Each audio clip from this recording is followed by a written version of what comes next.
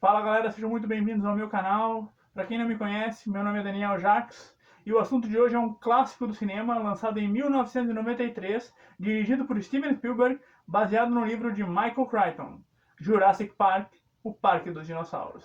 É claro que a gente vai falar do filme e do livro, mas ele é muito mais do que um blockbuster que rendeu bilhões de dólares em bilheteria e fanservices, além de 5 continuações.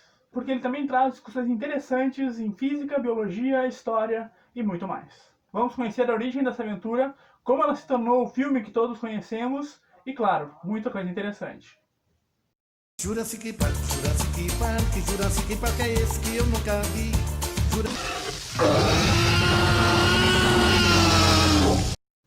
Segundo Steven Spielberg, por estarem tão distantes de nós, inclusive no tempo, os dinossauros têm a atração da mitologia com seus deuses e suas lendas, mas são reais. E essa foi uma das razões para ele ter apostado na história, para o filme ter causado tanta expectativa e ter se tornado o grande sucesso que é até hoje. Prova disso é que ele foi o primeiro filme na história a passar dos 900 milhões de dólares em bilheteria, um recorde absoluto para a época. E o princípio é bem simples. Um grupo de geneticistas consegue clonar dinossauros a partir do DNA extraído de insetos preservados em âmbar pré-histórico. Curiosamente, o nome do livro e do filme é um equívoco. Acontece que ele se chama Jurassic Park, Parque Jurássico, mas a maioria dos animais na verdade são do período Cretáceo.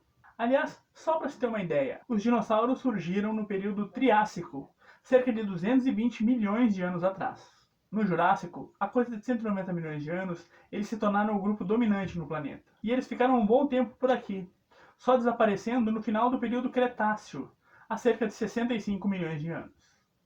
Para se ter uma ideia de quanto tempo é isso, se a gente reduzir uma vida humana de 60 anos para um dia, os dinossauros desapareceram há mais ou menos 3.600 anos, ou seja, antes das pirâmides. E para começar nossa história, a gente vai ter que voltar um pouquinho no tempo, mas nada tão exagerado, no máximo 15 milhões de minutos. Isso porque Jurassic Park é um livro de Michael Crichton, lançado há 30 anos, o que dá mais ou menos 15 milhões de minutos. Dr. Sattler, welcome to Jurassic Park.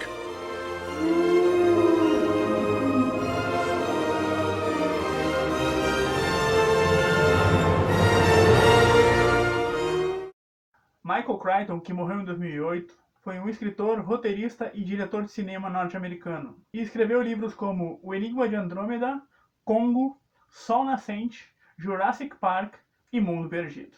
Além disso, escreveu o roteiro de filmes como Coma, baseado no livro do Ruben Cook, e dos seus próprios livros Sol Nascente e Jurassic Park.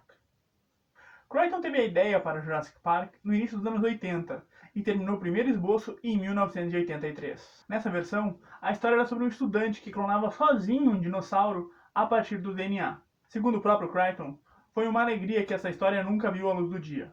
Um dos problemas da história era o que fazer com os dinossauros. Ok, eles foram recriados. E daí? Por que recriar? Uma brincadeira de um estudante? A ideia é que o filme fosse de entretenimento, e não terror ou documentário. Foi daí que surgiu a ideia do parque temático. Veio a segunda versão da história, de novo com o estudante, mas dessa vez ele só estava presente quando os dinossauros escapavam. Crichton passou essa nova versão para pessoas próximas, que geralmente liam os livros dele antes do lançamento. E ninguém gostou. Quando ele perguntava por que era tão ruim, a maioria não sabia explicar. Só uma das pessoas reclamou que a história era do ponto de vista de uma criança, e ela não se sentia conectada com a história, não se sentia identificada com a história. Então Crichton reescreveu a história do ponto de vista de um adulto, seus leitores adoraram e tudo aconteceu. Come on, we gotta get out of here. Gotta get out of here. Now, right now.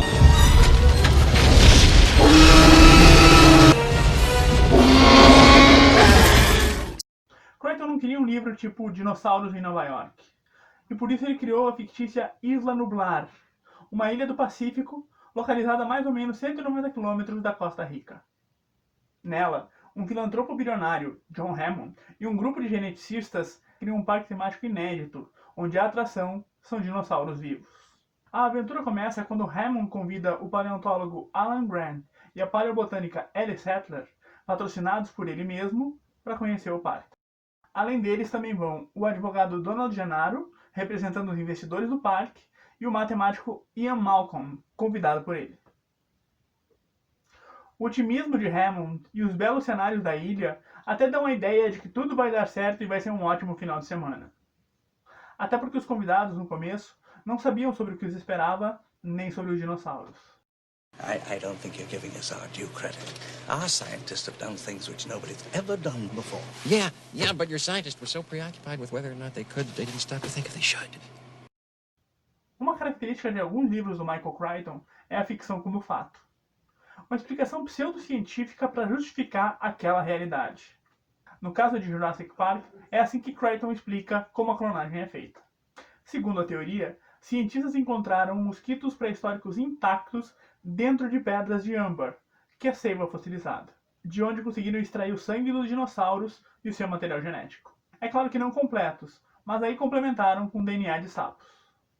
Na época do livro, até mesmo alguns cientistas sérios acharam que a teoria era possível. Na verdade, é possível sim extrair DNA de insetos presos em âmbar. Isso já foi feito, mas no século XXI. O detalhe é que o material coletado não tinha mais de 2 ou 4 anos. Segundo algumas pesquisas, também bem mais recentes que o filme, o material genético não sobreviveria a mais de 6 milhões de anos nessas circunstâncias. Ou seja, não é assim que nós vamos ter uma ilha de dinossauros por aí. You're implying that a group composed entirely of female animals will breed? No, I'm simply saying that life finds a way. Antes mesmo de ser publicado, o livro do Michael Crichton gerou interesse de vários estúdios. Além de Spielberg com a Universal, também tiveram interesse na obra Tim Burton com a Warner Brothers e Richard Donner com a Sony Pictures Entertainment. Mas Spielberg teve a sorte de, em 1989, estar trabalhando com Michael Crichton no que se tornaria a série Plantão Médico. Num determinado dia, Crichton comentou com Spielberg sobre seu novo livro e o diretor se interessou pela história. No fim, a Universal comprou os direitos por $1,5 milhão e por mais 500 mil, Michael Crichton adaptou o próprio livro para o cinema. As gravações externas, na ilha, foram feitas na Havaí e todas as outras nos estúdios da Califórnia. God creates dinosaurs. God destroys dinosaurs. God creates man. Man destroys God. Man creates dinosaurs. Vamos falar um pouco então sobre os personagens de Jurassic Park.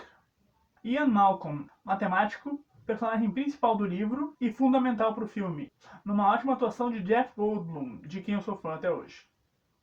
Suas desconfianças em relação ao parque se baseiam na teoria do caos.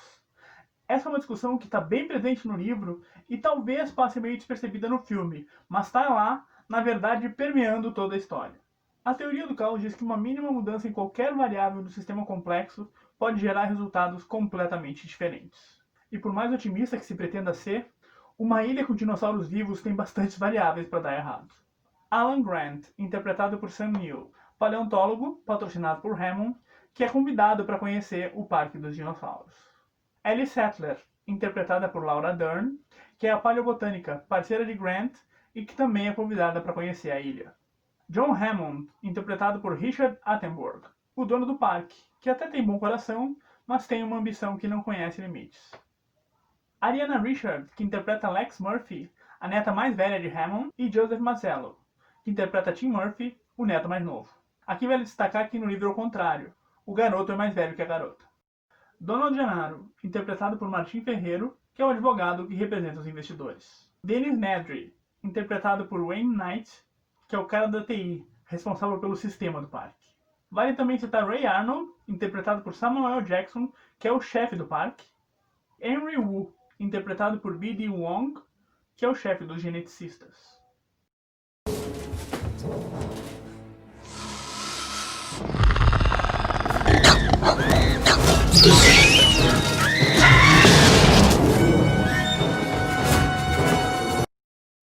A primeira cena a ser gravada foi a do Triceratops doente.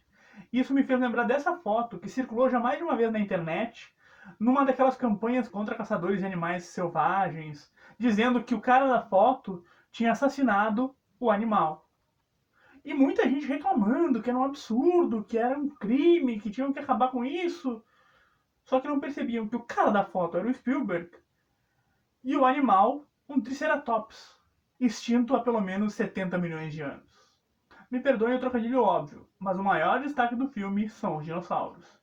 E eles impressionam até hoje pela perfeição dos movimentos. Outro destaque são os efeitos sonoros, porque tanto o som feito pelo Tiranossauro quanto pelo Velociraptor são perfeitos. Bom, ninguém pode dizer que são perfeitos, porque ninguém ouviu o som de um dinossauro.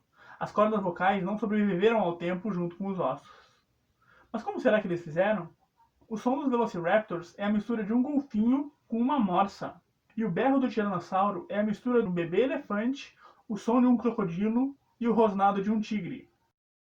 Depois de todo o trabalho de produção e pós-produção, o filme foi finalmente lançado no dia 11 de junho de 1993, chegando ao Brasil no dia 25 de junho de 1993, 2 semanas depois. When they opened Disneyland in 1956, nothing worked. Yeah, but John, if the Pirates of the Caribbean breaks down, the pirates don't eat the tourists.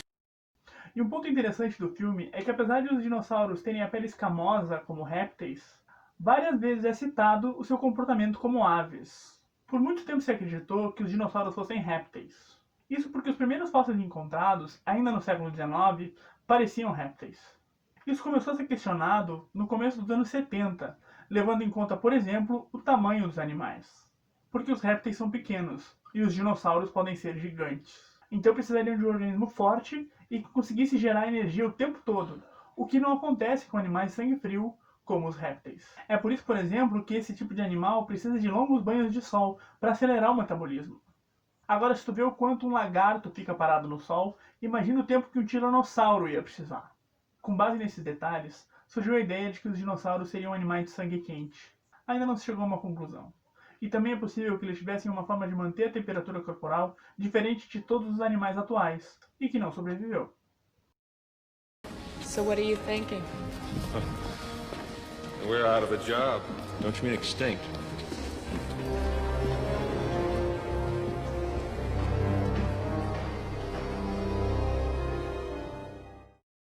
Como eu falei, Jurassic Park foi o primeiro filme da história a passar a barreira de 900 milhões de dólares de bilheteria. Ele foi indicado ao Oscar em 3 categorias e venceu as 3. Melhor som, melhor edição de som e melhores efeitos visuais. O sucesso foi tanto que gerou 2 sequências na época, O Mundo Perdido, Jurassic Park, e Jurassic Park 3. O primeiro filme foi relançado em 3D em 2013 e se tornou o primeiro filme do Spielberg e da Universal a quebrar a barreira de $1 bilhão. E isso incentivou o Spielberg e a Universal a produzirem mais 3 filmes, Jurassic World Reino Ameaçado e Jurassic World Dominion, que deve chegar em 2022. E outra demonstração do sucesso da franquia depois de 30 anos é que no parque da Universal Studios em Orlando, mais especificamente no Islands of Adventure, tem uma área específica para Jurassic Park. E quem assistiu ao episódio aqui sobre a Challenger sabe que eu estive lá no ano passado. E lá a gente cruza, por exemplo, com os carros do filme, como vocês podem ver nessa foto e nessa foto com a minha família. E lá também tem uma réplica do centro de visitantes, tanto da parte externa quanto da interna. Outra coisa legal são o Tiranossauro e o Brachiosauro que tem lá, em tamanho natural. Assim dá pra ver a diferença de altura entre os humanos, nós, e esses pequenos animais. You put a tourniquet on. Ian? Ian? Remind me to thank John for a lovely weekend.